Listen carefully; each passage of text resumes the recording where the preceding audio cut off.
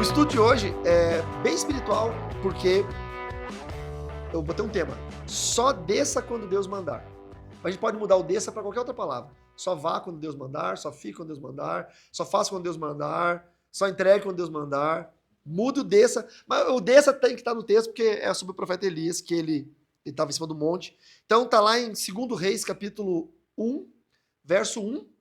Nós vamos ler 2 Reis, do capítulo 1, do verso 1 até o verso 15. Mas aí eu vou ficar só entre o 9 e o 15 ali, mas só para vocês entenderem o contexto, tá? 2 Reis, capítulo 1, verso 1. O profeta Elias, todo mundo sabe quem é, né? É bem conhecido por ser um profeta de poder, de dar ordens no mundo espiritual e as ordens acontecerem no mundo físico. Diferente de Isaías. Isaías não tinha essa característica. Isaías nunca fez um milagre, Isaías nunca mandou cair fogo, não é? Mas Isaías era um profeta da exortação, da palavra. Então tem profetas com ministérios diferentes na Bíblia. Verso 1. Depois da morte de Acabe, o rei dos Moabitas. E Acabe, só voltando aqui, Acabe tinha um problema com Elias. Né? Acabe chamava Elias de o perturbador de Israel. E Elias ficou firme. Morreu Acabe. Elias está lá perturbando outro rei agora, porque era um rei pecador. Vamos lá. Depois da morte de Acabe, o rei dos Moabitas se revoltou contra Israel. Quem lembra quem eram os Moabitas? Eu já falei. Vocês lembram? Moabitas e Amonitas. Vou facilitar. Esses dois povos. Vocês lembram? Sempre que vocês ouvirem falar Moab e Amon, vocês vão lembrar que são dois filhos de Ló, quando ele saiu de Sodoma e Gomorra e as filhas embebedaram ele e tiveram uma relação incestuosa. E elas engravidaram do próprio pai. Um filho se chamou Moab, outro Amon. E aí virou os Moabitas e Amonitas. Sempre deram problema. Sempre deram problema. Tá? Porque é um povo que nasceu de um pecado, de uma relação incestuosa. Então sempre que você vê na Bíblia Moabita e Amonita é problema, é confusão. Tá? Verso 2. E o rei Acasias caiu pelas grades de um quarto do andar superior em Samaria e ficou ferido. Então enviou mensageiros e lhes disse: vão consultar Baal-Zebub. Vocês sabem quem que é Baal-Zebub? Belzebu. O demônio Belzebu. Aqui no Rio Grande do Sul tem uma feiticeira que fez lá o templo de Belzebu, fez uma imagem, colocou no muro da casa dela. É nos fundos da casa, na verdade. A casa dela dá a quadra toda. Atravessa de uma rua para outra. A imagem de Belzebu. Adoram esse demônio até hoje, aqui no Rio Grande do Sul. Adoram Belzebu. Nessa época já adoravam. O nome Belzebu veio para nós numa transliteração ou numa neologia, mas ele é oriundo dessa raiz aqui, Baal-Zebub, o deus das moscas. E ele era o deus de Ecrom. Ecrom é um povo. Então o rei Acasias disse: vão consultar Baal-Zebub, deus de Ecrom, para saber se vou sarar dessa doença. Mas o anjo do Senhor disse a Elias. Quem que é o anjo do Senhor no Velho Testamento? Com o A maiúsculo? Jesus, tá? A gente não encontra Jesus no Velho Testamento, mas a gente encontra ele cognominado de o anjo do Senhor.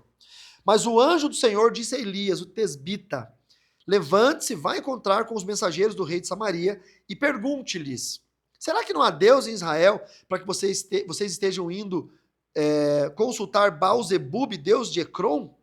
Por isso diz assim o Senhor: da cama em que está deitado você não sairá mais, você certamente morrerá. Ou seja, ele estava preocupado, que ele estava doente, se quebrou, caiu um tombo, mandou perguntar para o demônio e essa atitude dele fez com que ele fosse condenado à morte. Talvez ele fosse curado, mas aí a besteira que ele fez condenou ele à morte. Então Elias foi embora. Os mensageiros voltaram para o rei e lhes perguntou: o que houve? Por que voltaram? Né? Foi muito rápido. Eles responderam: um homem veio ao nosso encontro e nos disse que deveríamos voltar para o rei que nos havia mandado e dizer o seguinte: assim diz o Senhor, será que não há Deus em Israel para que você esteja mandando consultar Baal-Zebub, Deus de Ecrom? Portanto, da cama em que está deitado você não sairá mais, você certamente morrerá. Então o rei perguntou, olha a sacada do rei: qual a aparência do homem que veio ao encontro de vocês e falou tais palavras? O rei já ficou com uma pulga atrás da orelha. Eles responderam: era um homem vestido de pelos com um cinto de couro na cintura. O rei disse: é Elias, o tesbita. Tá, isso aqui, vou fazer uma pausa pedagógica e didática. Isso aqui é o que falta para nós hoje. A identificação. Entendeu? Elias tem cara de Elias. Elias não tem cara de Baal-Zebub. Não é? Quando você vai numa igreja e você não sabe distinguir quem é o crente e quem é o ímpio, e quando você vai num bar e você não sabe distinguir quem é o crente e quem é o ímpio, é porque nós estamos com problema. Não estou dizendo para usar coque, saião, mas sabe, é um problema. Esse é um grande problema. Nós fomos no show da banda Skillet, domingo em Curitiba. A banda Skillet é uma banda cristã de rock americana, né? Uma banda americana. Veio pro Brasil fazer uma turnê América do Sul, enfim. Nós fomos ver o show. É óbvio, vai ter gente ali que não é crente, porque os caras são uma banda de rock, embora eles sejam rock gospel, vai gente assistir. Como tem no Brasil tem o Oficina G3, vai muito cara que não é da igreja, que gosta do som da Oficina G3. A gente sabe disso, não tem problema. Mas o que me admira são os crentes lá dentro bebendo cerveja. Como que se ali não é a igreja, então eu tô no show de rock. Aí eu ficava brincando com o Matheus. Eu falava assim, vamos, tem gente aqui com um copo de cerveja na mão. Os luteranos já chegaram na festa. E os presbiterianos. Aí passou um segurança, tava de terno e gravata. Falei, os assembleanos chegaram. Sem álcool daí. Mas ele era segurança, eu não pensei nisso, não. Cerveja sem álcool, Mas daí, assim, quer dizer, eu não conseguia, de fato. A gente começou a brincar, eu e o Matheus, a gente foi comendo um pouco antes. Ele e a Fran pediram uma pizza. E a gente foi brincando de encontre o crente. Essa era a nossa brincadeira. Daí a gente olhava para uma mesa e falava, são crente ou são ímpio? Daí eu falava, são crente. Tinha cara de crente. Menino bom, uma camisa escrito, sei lá, Jesus, qualquer coisa. Mas não se engane com a camisa de Jesus. Porque tinha uma moça visivelmente homossexual, né? Cabelo curto, uma pegada meio masculina, de mão dada com uma outra moça, com o cabelo todo colorido e tal, e com uma jaqueta, um moletom escrito Jesus é o meu Senhor e Salvador, sei lá. Entendeu? Então é isso. Às vezes a estampa da camiseta não significa quem a pessoa é. Você pode colocar veneno numa garrafa de Coca-Cola. Entendeu? E misturar uma corante comestível ali, da cor preta, e alguém vai olhar e vai falar, é Coca-Cola. Então a gente tem que tomar muito cuidado com isso. A diferença... Eu não quero fazer aqui não vou ser o ativista aqui, fazer um ativismo de aparência, tá? Porque eu também acho que é escravizador aquela igreja que a mulher não pode rapar as pernas, não pode usar calça. Eu também não acho que está correto.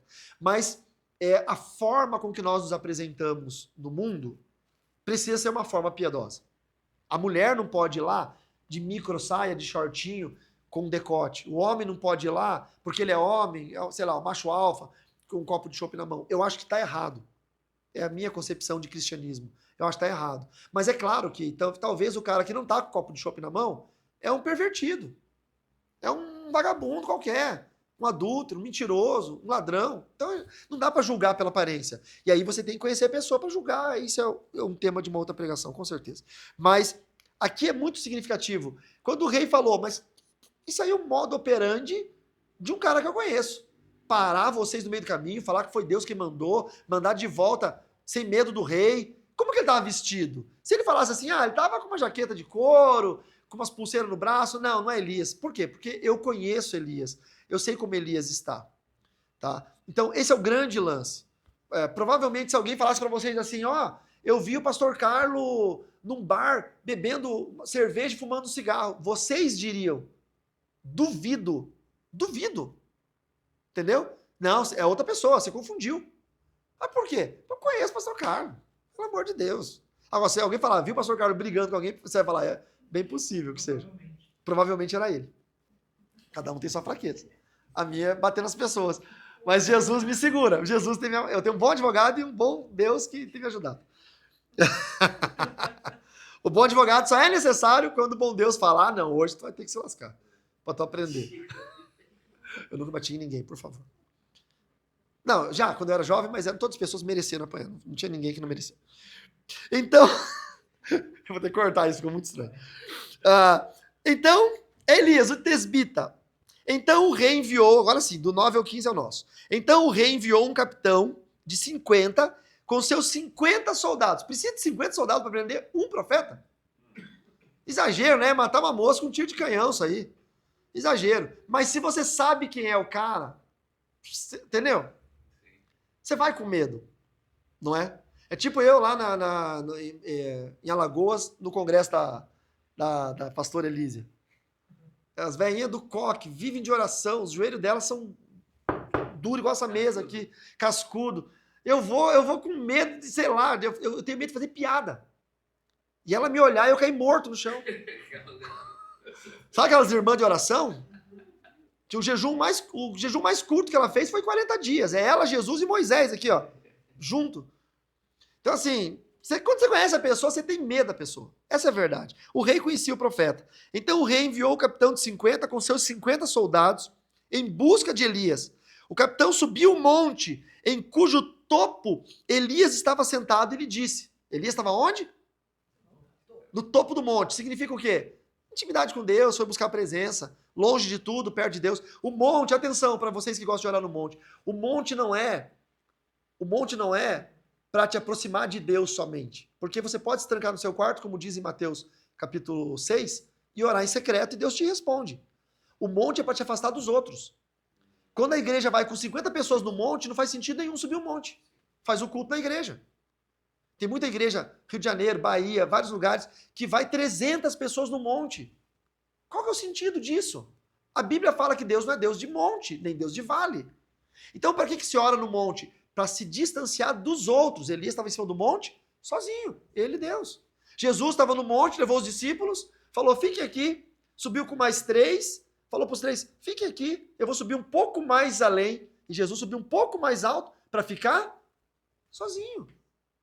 Jesus não precisava ficar mais perto de Deus, ele é Deus. Ele queria ficar longe dos outros. O monte precisa te distanciar das pessoas. O monte não vai te aproximar de Deus. Elias estava lá porque ele estava distante das pessoas. As pessoas nos atrasam a vida, nos atrapalham. As pessoas nos dão ideias ruins. Às vezes você quer fazer um jejum e a pessoa fica assim, não, mas vai jejuar mesmo, sério. Fica te apurrinhando as ideias. Então, às vezes, quando você quer se concentrar em algo de Deus, você afasta as pessoas. Fique distante, não é? Fique longe. Tire um tempo você com Deus. É para isso que serve o monte. E ele estava lá. O capitão subiu o monte em cujo topo Elias estava sentado e lhe disse, homem de Deus, o rei está ordenando que você desça daí. Tá? Elias é esperto. Elias já sabia o que ia acontecer. Ele ia ser preso e executado. Não é? Mas Elias respondeu ao capitão de 50, se eu sou homem de Deus, como você está falando aí, desça fogo do céu e mate, consuma você e os seus 50 soldados. Então, naquele mesmo momento, desceu o fogo do céu e consumiu o capitão de 50 e os seus 50 soldados. A notícia chegou lá no palácio. Verso 11. O rei enviou outro capitão de 50 com seus 50 soldados. Tudo vai virar churrasquinho de capitão de 50. Por que o rei não foi ele, né? Enquanto você tiver soldado para ir no seu lugar, não é a guerra, né? Guerra da Ucrânia contra a Rússia. Vai continuar até o fim do mundo. Por quê? Porque não é o Putin nem o Zelensky que estão lutando. Os dois estão em bunkers, com ar-condicionado, com comida e água. Quem está morrendo são os jovens. Quem está morrendo são os pais de família. Tem muita mulher que já está viúva, tem muito filho órfão, porque tem alguém bem guardado, bem protegido, mandando alguém que não tem nada a ver com esse problema, que é um problema político, morrer. A guerra é injusta. A guerra é injusta. E aí mandou outros 50. Aí veio lá o outro capitão. Homem de Deus, o rei está ordenando que você desça daí imediatamente. Ele foi com uma ordem imperativa. Elias respondeu, verso 12. Se eu sou homem de Deus, que desça fogo do céu e consuma você e os seus soldados. E então o fogo de Deus desceu do céu e consumiu o capitão e os seus 50 soldados. Verso 13. O rei enviou um terceiro capitão de 50 com seus 50 soldados. Já morreram 100 e 102, né? Esse terceiro capitão de 50 subiu o monte. Porém, pôs-se de joelhos diante de Elias e lhe suplicou. Homem de Deus, peço, por favor, que a minha vida e a vida desses seus servos, os 50 soldados, seja preciosa aos seus olhos, porque desceu fogo do céu e consumiu aqueles 2 primeiros capitães de 50 com os seus 50 soldados. Agora, porém, que a minha vida seja preciosa aos seus olhos.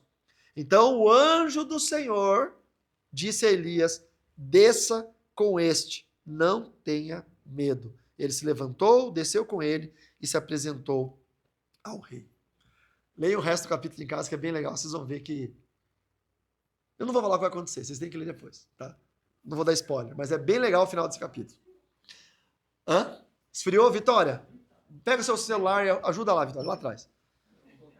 A Vitória hoje é a nossa clima... 12 graus. Tá criando geada na cabeça do Giovanni.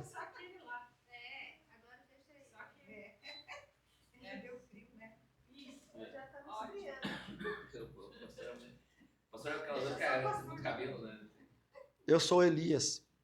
Junto comigo está o fogo de Deus. Pega.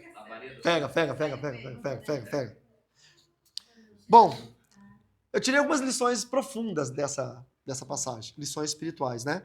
E também para os nossos dias de hoje. Acho que a primeira delas é: Deus não divide sua glória com ninguém. Essa é a primeira delas. Você tem Deus, você não precisa fazer, não precisa procurar resposta fora da vontade de Deus. Muito cuidado quando você procura respostas fora da vontade de Deus. Acho que a primeira fala, talvez a mais importante, é Jesus, na figura ali do anjo do Senhor, falando com Elias. Pergunta para ele se não tem Deus aqui. Por que você está indo buscar resposta para um demônio se ele tem Deus? Vocês pararam para pensar que a gente comete esse erro de Acasias quase sempre? Não é? Quase sempre. Por quê? Vou explicar. Porque a nossa natureza, ela tem a capacidade de buscar sempre a resposta imediata aos nossos olhos. O que nos afronta, normalmente, é algo que está bem perto dos nossos sensores. E a gente tenta achar a resposta perto também. Então tem coisas que estão ocultas dos nossos olhos, são invisíveis. E só Deus consegue ver. A gente precisa aprender a confiar em Deus em cada detalhe. Não é assim, ó, por exemplo, não, eu confio em Deus as coisas que eu julgo serem espirituais. Mas as coisas do dia a dia, práticas, eu resolvo. Eu estava contando para os irmãos a história do Fusquinha. Quando a gente tinha um Fusquinha, aí a gente estava indo evangelizar uma família em São Miguel do Oeste. A gente ia lá de Barracão a São Miguel do Oeste. A gente ganhou uma família para Jesus, estava lá evangelizando. E aí, uma noite, a gente voltando com o Fusquinha para casa, o Fusquinha morreu. Né? E Fusca tem vontade própria, né? Fusca faz o que quer. Né? Você tem que se acostumar com o Fusca, não é ele que se acostuma com você.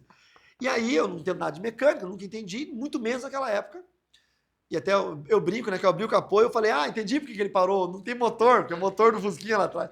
É o motor de uma máquina de bater roupa, né, um motorzinho. E eu fiquei ali, tirava cabo, colocava cabo, e a Francine, você já orou? Eu, pare, Francine, que orar? O Fusca parou, deixa eu tentar resolver. Eu chutava os pneus, chacoalhava o Fusca, e ela ficava do meu lado, sabe, me apurrinhando as ideias. Você já orou?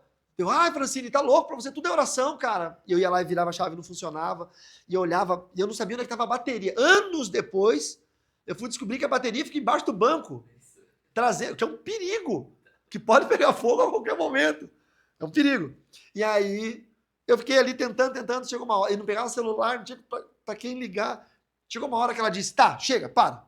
Ela foi e botou a mão no capô do Fusca e disse, Senhor, nós estamos parados, o Matheus era pequenininho, estamos parados nessa estrada, de noite, no escuro, com frio. Meu marido não entende nada de mecânica de Fusca. Eu também não entendo nada. Eu entrego nas suas mãos, Senhor. Nos ajuda, nos socorre. E ela falou assim, pode bater a chave. Mas ela falou com uma autoridade, pode bater a chave. Eu fui assim, contrariado, pensando, meu Deus do céu, se eu bater essa chave e esse Fusca pegar, eu vou ter que aguentar a dona Fran quanto tempo? Mas não deu outra. Eu bati a chave e Fusca, eu falei, meu Deus do céu. Mas eu acho que esfriou alguma coisa, eu não quero acreditar. Eu não quero acreditar que foi a oração da Francine. Ficou um tempinho. Sei lá. Mas foi, entendeu? Ele não tinha, era bobina, não tinha alternador, né? O Fusca 77 era bobina. Enfim, moral da história, a gente foi. O que acontece? Nós aprendemos sempre a tentar solucionar os nossos próprios problemas. Entendeu? Pedro, apóstolo, ele já teve essa experiência com Deus.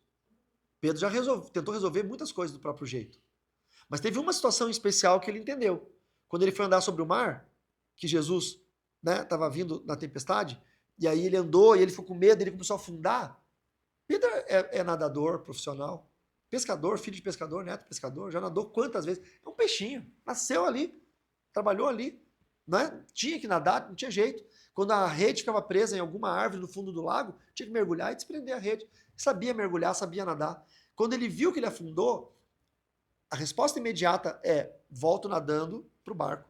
Tudo bem, tive uma boa experiência, andei sobre as águas, todo mundo viu, não é? Mas eu não vou morrer afogado, eu vou voltar nadando. Eu consigo me socorrer, eu consigo me salvar. Olha essa frase que perigosa. Eu consigo me salvar. Mas quando ele viu quem estava na frente dele, ele levantou os braços e disse: salva-me. Você levantar os braços dentro d'água, numa tempestade, é pedir para você ir para o fundo.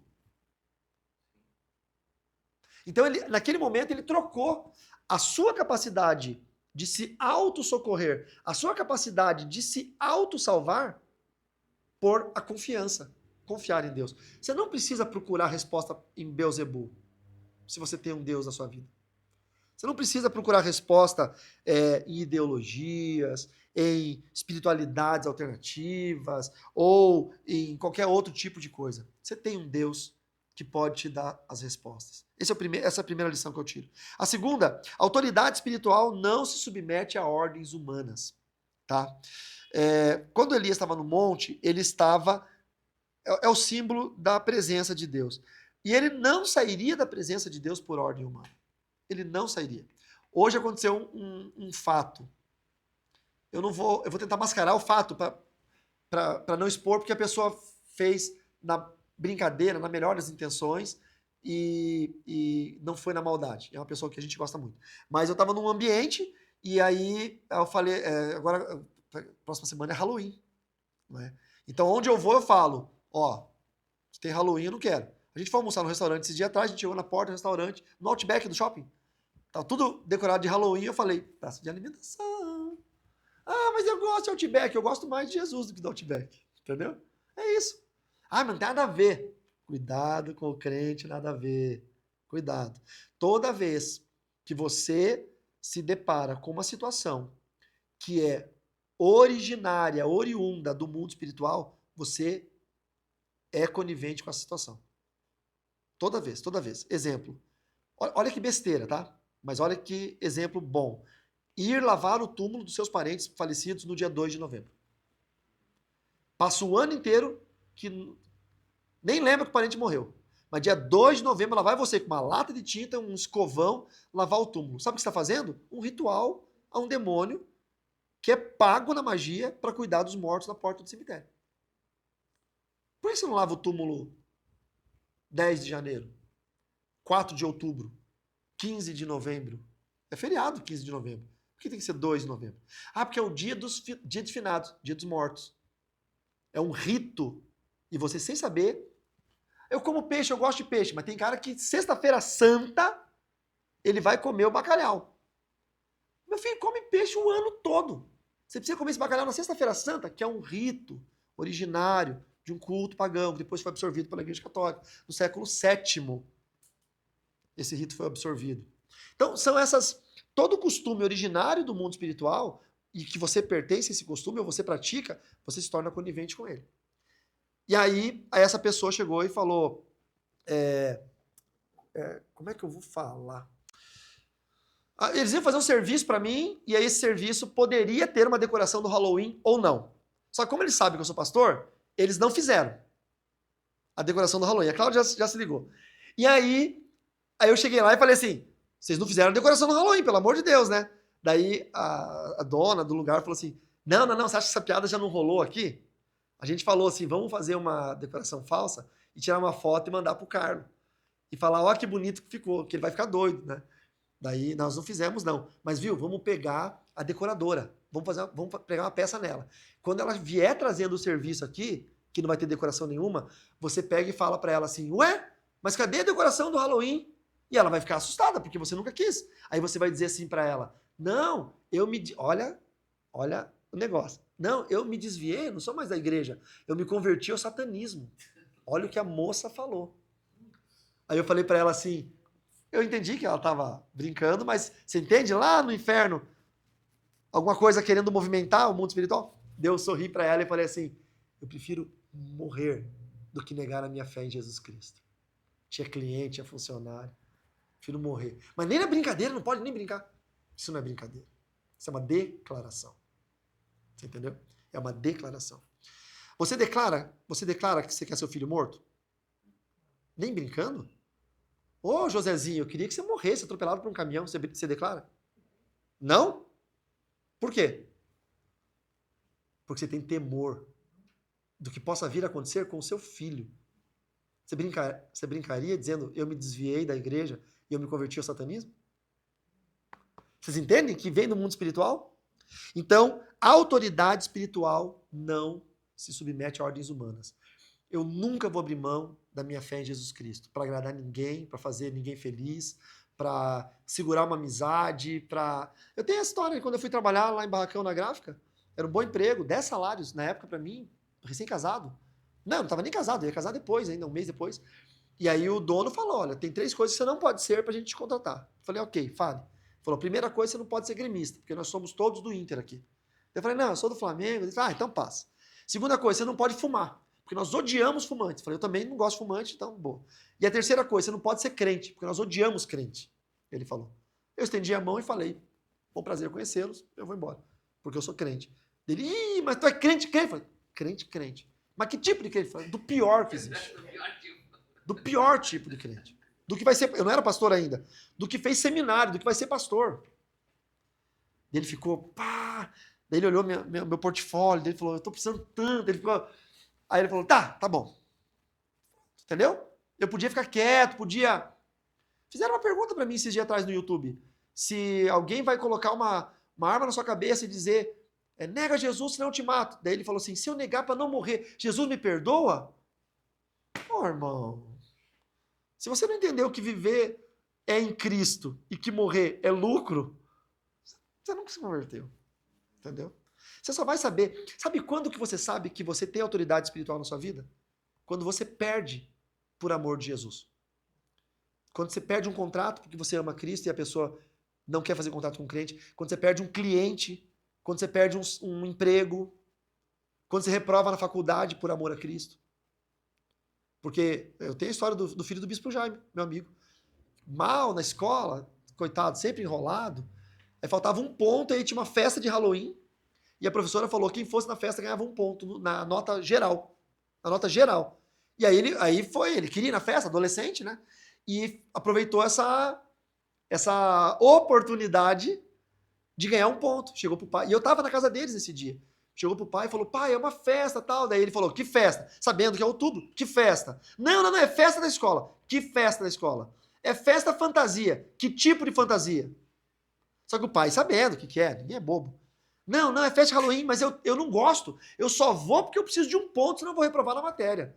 Aí a mãe dele veio e falou, você vai reprovar na matéria. E não é porque você não foi numa festa, porque você não estudou. Porque se você tivesse estudado, você não precisava desse um ponto. Então você vai. Daí ele quis ficar chateado, tal. Aí o pai, né, que é o meu amigo, o Bispo Jaime, ele falou uma frase que ficou no meu coração até hoje. Ele disse, João, você vai ficar em casa e você vai reprovar nessa matéria. E você vai aprender o quanto importa sofrer por amor de Jesus. Entendeu? Atitudes que vale a pena você reproduzir e testemunhar, porque são atitudes cristãs. Terceira lição que eu aprendo desse texto, que a arrogância provoca juízo e a humildade atrai misericórdia. Os 2 capitães que chegaram foram arrogantes, porque eles foram com uma ordem real. Sabe aquele negócio, sabe com quem que tu tá falando? O que é? Aqui é polícia. Eu vejo vários vídeos na internet, o cara tá bêbado em casa, de calção, chinelo de dedo, com 38 na cinta, aí os meninos jogando bola, daí chuta o portão, o cara vai brigar com as crianças, chega o pai da criança, aí o cara, aqui é polícia. Não, você não é polícia, meu filho, você tá de chinelo de dedo, você tá bêbado, você não devia nem estar com uma arma na cinta, só porque você é polícia, você acha que você pode impor sua autoridade agora, você tá todo errado. Mas é isso, sabe, aquela cabeça arrogante de que eu sou uma autoridade independente da ordem.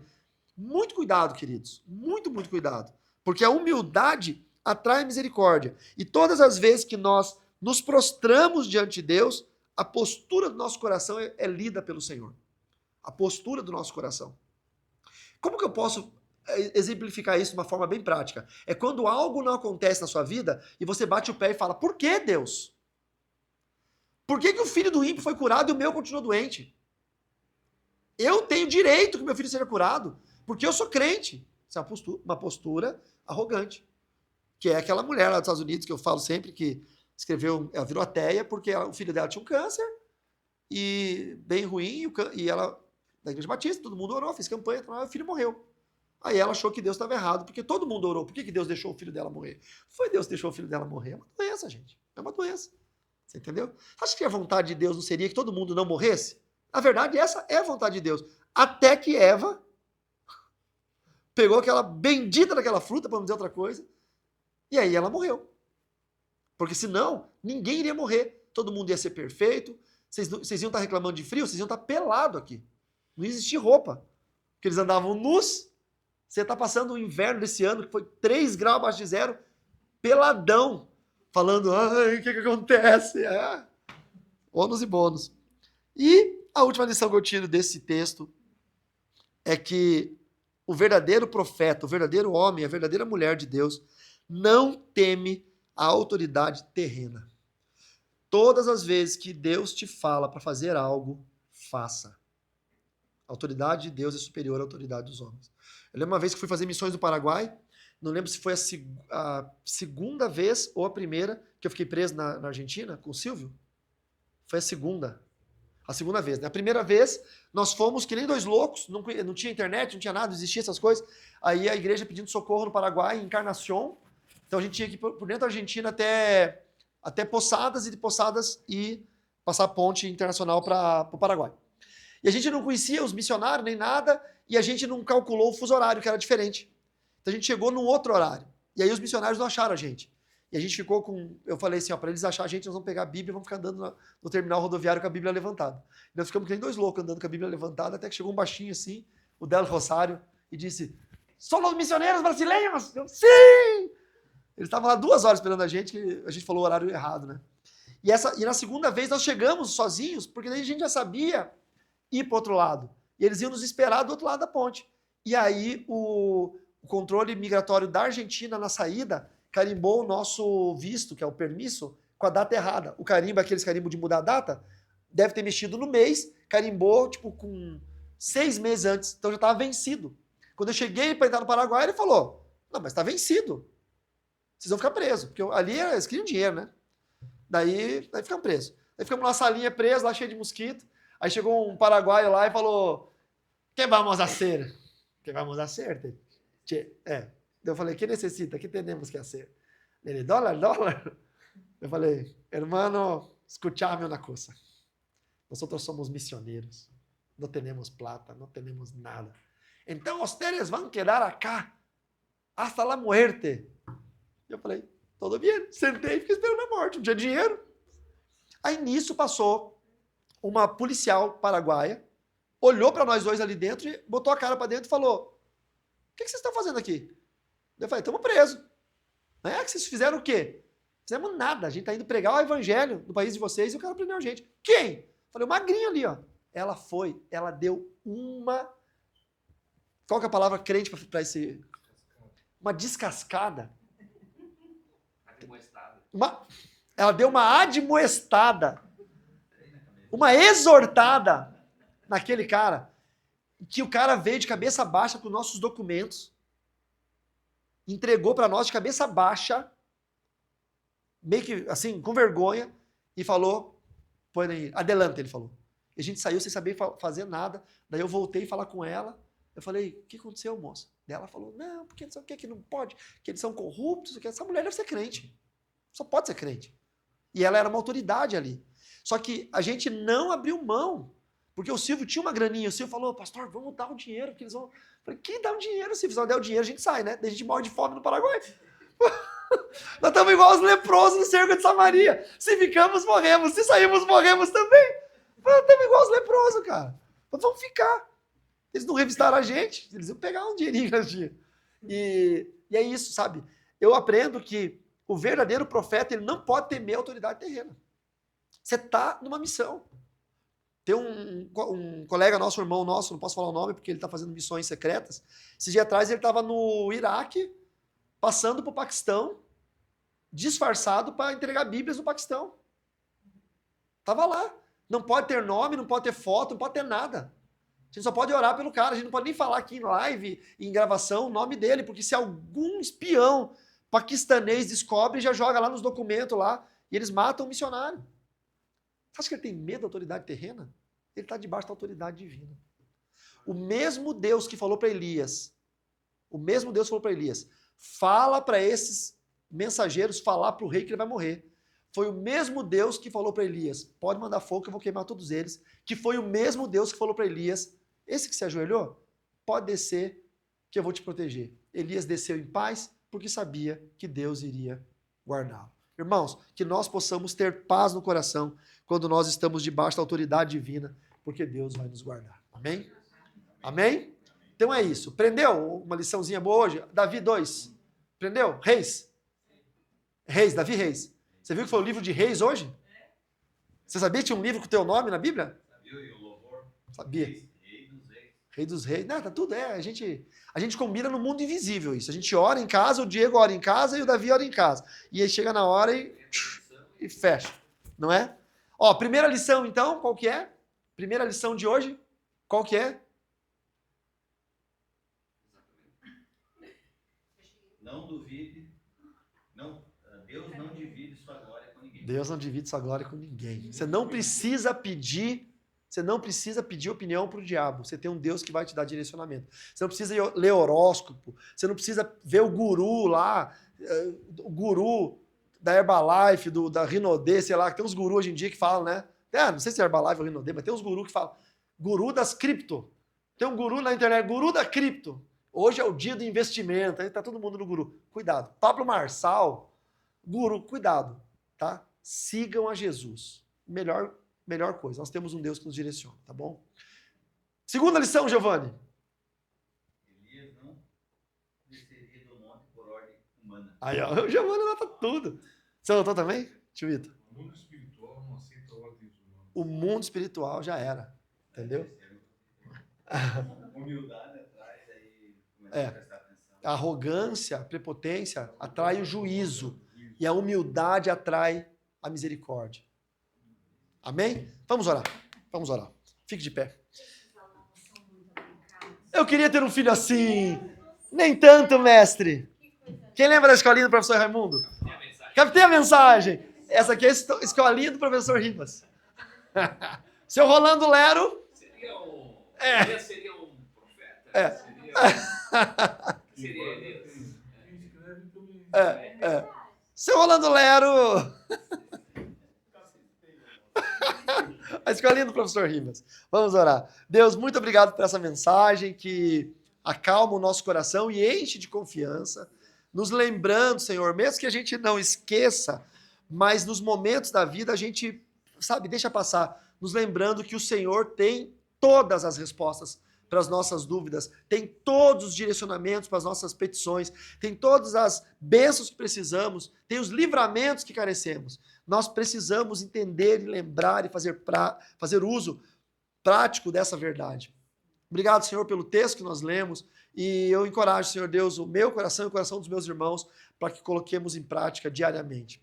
Senhor, eu peço sua bênção sobre aqueles que estão na dúvida, estão esperando uma resposta, estão orando por uma decisão, muitos que não sabem se vão ou se vão ficar. O tema dessa mensagem, só desça se Deus mandar, só faça se Deus mandar, só vá se Deus mandar. Senhor, dê a resposta, Senhor, quando nós orarmos, em nome de Jesus. Eu peço, meu Deus, também pelo nosso coração. Nosso coração, ele é mau, ele é humano, ele é enganoso. E às vezes nosso coração ouve todas as vozes, menos a voz do Senhor. Às vezes nosso coração fica intimidado pela palavra de autoridade do capitão de 50 que veio em nome de um rei humano.